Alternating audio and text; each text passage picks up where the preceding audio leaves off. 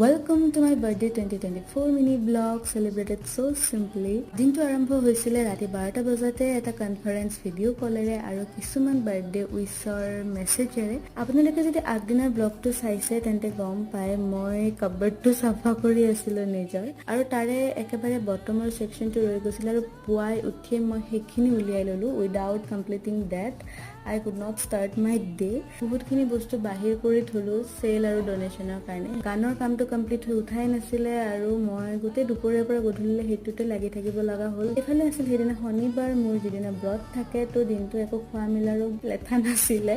আহি বাই fresh and ready হৈ মিলি মই গলো শিৱ মন্দিৰলৈ। যোৱা কেইবছৰমান ধৰি মোৰ জন্মদিনত প্ৰত্যেক বছৰে মাহঁতে তাতেই শৰাইখন দিয়ে। যিহেতু মোৰ বাৰ্থডেটো আহে শাওন ভাদৰ দুমাহীৰ দিনা একেলগে শাওনৰ লাষ্ট ডে বুলি শৰাই তাতে ৰাজহুৱাকে আগবঢ়োৱাই হয়। খিচিৰি আৰু পায়স খাই মোৰ ফাৰ্ষ্ট ব্ৰেক হ'ল বাৰ্থডেটো খতম।